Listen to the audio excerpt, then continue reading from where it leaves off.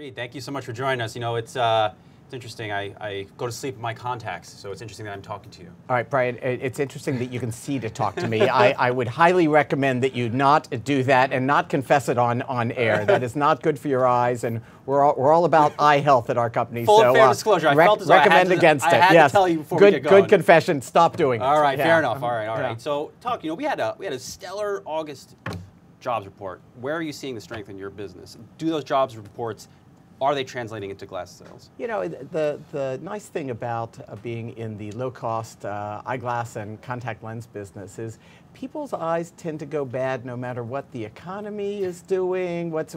Macro forces are not as much of a factor for us, and so that is not a big piece for us. Mm-hmm. What is a big piece for us is that we're the low-cost provider of eye exams, eyeglasses, and contact lenses, and people's eyes are just going to keep going bad over the years, and we're going to make it inexpensive for them to take. What about keeping the specialized talent in these retail stores? I mean, to do that, ultimately do the eye exams. You know, because the labor, there's a shortage of specialized workers across the labor force. Yeah, what are you seeing? What's very nice about being in a quirky industry like optical retailing is most of our 11,000 associates see themselves as optical people. They chose a career in optics, and so as they're thinking about their options, they're thinking about, do they want to work with us or with other optical firms out there? And we've been the fastest growing optical chain for over a decade and intend to be for a long time to come, and as such, people sort of like to be with the growing team. So those factors aren't as big a impact on us as others, because our team are optical specialists. 66 straight quarters of same-store sales growth. That's abnormal. How do you explain stuff like that? It is abnormal. When we went public and started the process a little over a year ago, we thought, this is great. No other optical retailer in America has had, at that time, 63 quarters, now 66 consecutive positive comp quarters.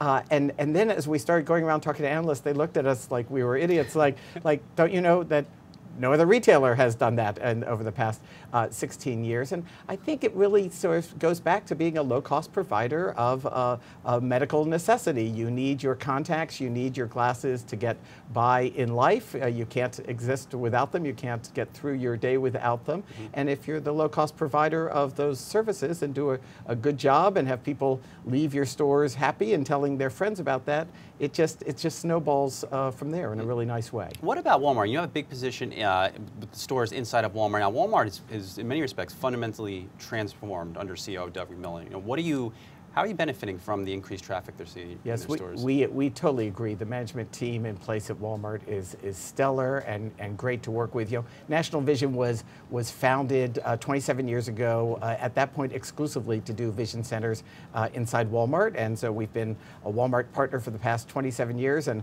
I've always considered myself in my 16 years with the company as the Walmart account executive. I'm out at Bentonville all the time and trying to find various ways that we can help their optical initiatives and help their health and wellness initiatives, and so they're a great partner to have, and we've really enjoyed the relationship. Is your company Amazon proof? Because at the end of the day, you have to go in there and you still have to get an eye exam. I think it's naive for anyone in American retailers to refer to themselves as Amazon proof. Right now, Amazon does not have any holdings in optical retail. They used to sell contact lenses many years ago on Amazon, and then they stopped. So that's an interesting thing that to see how that worked. But no company's Amazon proof. I find that people want to buy these products in stores. The penetration of e-commerce in optical is very small. It's less than 5% of eyeglasses are bought online. It's a difficult product to buy online. I used to run a British optical chain, and the British always have these funny words for things, and they'd say, oh yes, the spectacles are a very fiddly thing. They have to fit back here, and can't be too wide, can't be too small. And it's a product people like to try on. You know, there are several folks who have come out and said, we're going to be the online eyeglass folks, and what do? They are building stores just like we do now, because that's where people like to buy these products. Is this a category you think an Amazon gets into? I mean, they had no stores. They go out and buy Whole Foods. You see them doing like that here. You know, it's a small category for them. Amazon's gotten to the point where they have to find their big bets in order to move their stock price and have an impact on their growth.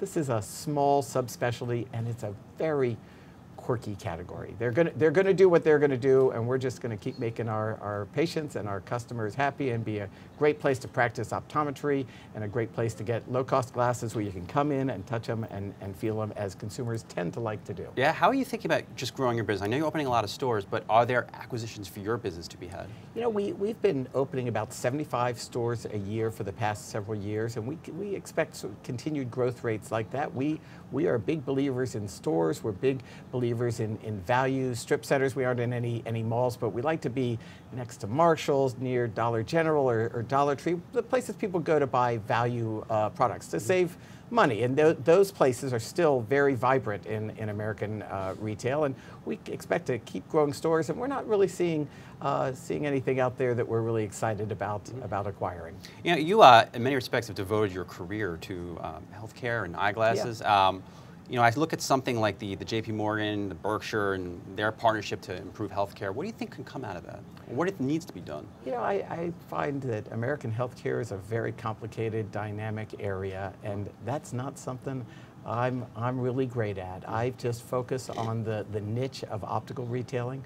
That's what I focus on, and yeah, I've been doing it for 30 years. I started out in what I thought was a business career and woke up one day and realized, no, I'm in public health. I'm looking out to take care of people's eyes and make it affordable and accessible for everyday Americans. And a lot of complicated things are going to go on in healthcare in general. For us, we find we're sort of an isolated niche out there that is not as impacted by that as other things. Again, a medical necessity. Sure. Yes. When did glasses become cool? Because we were joking right. off camera. Yeah. You know, my generation, right. The millennial generation, I hate even using that word, but it's the reality, it's what I am. It is, yeah. It wasn't cool. I got ridiculed when I was a teenager with my Right. glasses. When was that turning point? Where do you think it's going to go the next 5-10 years? Yeah, it was around 2010, and you know, I had done some studies a while ago. I'd hired this psychological anthropologist to go in and understand people's sort of psychological relationship to their glasses, and I found that at that point, and this was before glasses became cool, that if you started wearing glasses early, and I think you did start wearing glasses a little too early, and I'm having flashbacks now. Right. Before they were as fashionable, sort of you sort of resented your glasses. Absolutely. Right, and that's a segment of people who started wearing them early and got kidded about in school. Now the kids in school will wear glasses without any prescription in them just to look cool. This happens a lot. It's sort of an astounding trend. The hip hop folks, the big sports stars got behind it, and then sort of the styles got neater. A lot of new things were being done with the materials, and they just became cool, and we love it. It's, you know, we like to think that we're operating in a rising tide and a rising tide and a rising tide. You know, people are using these screens more, and as the population ages, your eyes go bad. The market for glasses tends to grow. The chain part of the optical category is growing at the expense of the independent category. The value chain part is growing faster than the chain part, and we're the fastest growing value optical retailer because people are saying, why should these products cost so much money? You know, you actually made a good point on the phone screens. There's been a lot of debate on that too. Is it hurting your eyes? But your sales have been doing well as more of these phones have come out. Is it any coincidence? I don't think it's the major factor, but it's a factor. Interestingly, just about 2 weeks ago, the government of China announced that they thought that the problem with they're having a big problem with myopia in China, and they said it's because people are playing too many video games. Get your kids off the video games. They're not spending enough time outside, and you need sunlight for the healthy development of the eyes in your youth. So the screens and the use of screens is definitely impacting people's vision. There's much more eye strain, and it's just one of the many things that is going in our favor, and is one of the reasons why we are continuing to have such great comps. And lastly, before I go, as a contact wearer, what does the contact business look like for you as you see that transition to glasses? So in our main brand, America's Best Contacts and Eyeglasses, we have this great program whereby you can get a contact lens exam for $79. I bet you've never paid that little for a contact lens exam. Not. Then if you pay us $20 more, you can get free contact lens exams for 3 years, okay, for just $20 more, rather than coming back and paying $79 a year from there. And we give you 10% off all your contacts. This is a great deal. Our big selling idea is for America's Best. It's not just a great deal, it's America's Best. This is the lowest cost way to have your contacts, because you know most states you have to go back every year to get your contacts, your prescription renewed. Here for $20, 3 years of that, and then discounts on the contacts. So it's growing very nicely, and it's a great, we find different ways of making contacts just cheaper and more accessible. I'll end on this. Your passion for glasses and eyes has fired me up, and I'm going to get a pair of glasses. I'm glad you are. Come to one of our new stores in the Bronx or Yonkers or Queens around New York. We're coming to New York City. All right, fair enough. Reade, thank you so much for joining us. Good. All right, Brian, thank you.